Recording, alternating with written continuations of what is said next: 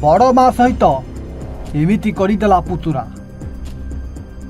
सबुदिने बड़ माँ डाकुला किंतु सेही बड़ माँ डाकुवा पुतुरा एमिति किछि कांड घटाइदेला जो पूरा गाँव रे एबे से बड़ माँ आ पुतुरा को नहीं चर्चा हेउछि।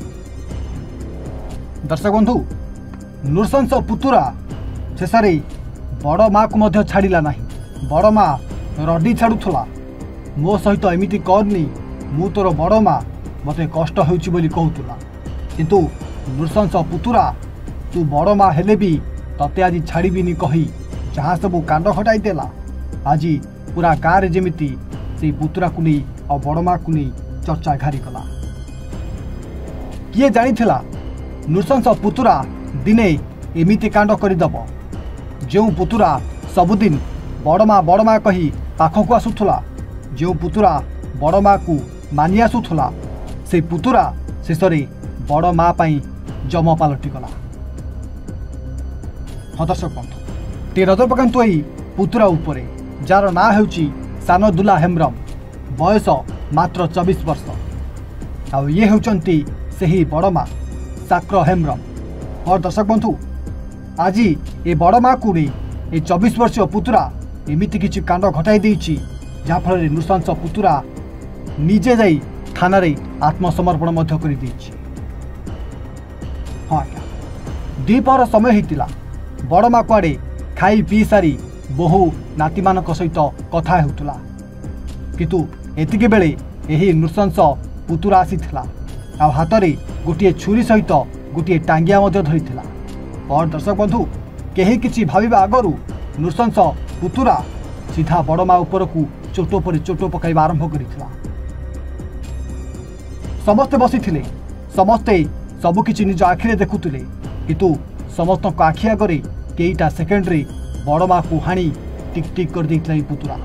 और दर्शक बंधु बड़ माँ को हाणिबा देखिला परे अन्य परिवार लोके निज निज छुआ पिला को धरी दौड़ी पलाइथिले किंतु एपटे नृशंस पुतुरा बड़ माँ को हाणी सेठी जीवन रू मारिदे निजे थाना रे आत्मसमर्पण करिता।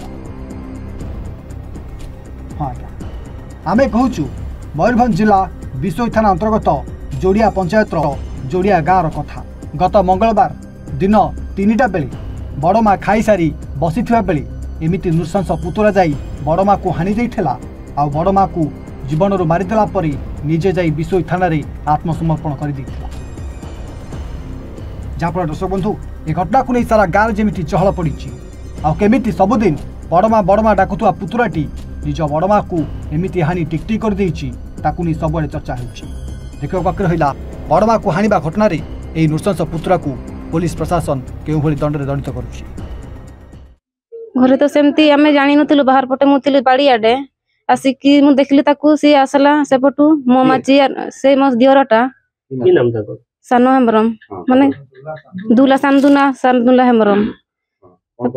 मोर माँ से भात खाई कर चियारे बसी थिला सी गाधी सारी कर खाइला खाई के बसी थिला तापर सी आसला से रास्ता आडू बुढ़िया गुटे धरी आ छुरी आसिक सी टांगिया गुटे आ छुरी ताकू धरी पकईला धरी कर सी छेंची देला सेटारे छेंची देला तापर आमे तो देखी कर दौड़िलु सेठी डरी गलु आम जदि आमको भी मरई देबो हेले दुईटा छुआ धरिकी मु बसी थिली धरिकी दौड़ी गली मु धरी करी हमको किसी कही ना सेमती नाई माने आगु कहूला सेमती मारी देबे बोली से डरी करी आमे दौड़िलु छुआ धरी करी हाँ मारी करी सी पलैला थाना को सीधा तापर मु मो बाप को फोन कली मो स्वामी को फोन कली जे एमती सेमती घरे असुविधा हेछि तमे जल्दी आसो सेमती कहली। आ हमर सर मु ड्यूटी जाइथिली ड्यूटी जाई कि मो वाइफ मते फोन करले हला फोन करी कि कहले जे मां को मारी देइछंती तो मु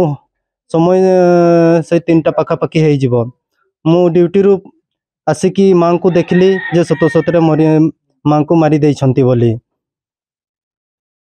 के मारले आपन को मां को तो जे दोषी से दुल्ला हेम्ब्रम बोली वाइफ जहा कहउछंती कोन पे मारले किछ गंडगोल कोन सेमती तो हमरो डाहाणी संदेह रे ताकू मारी देइछंती।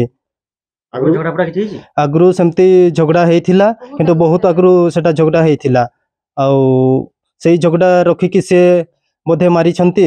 ତାଙ୍କ ସନ୍ଦେହ କଣ ଥିଲା?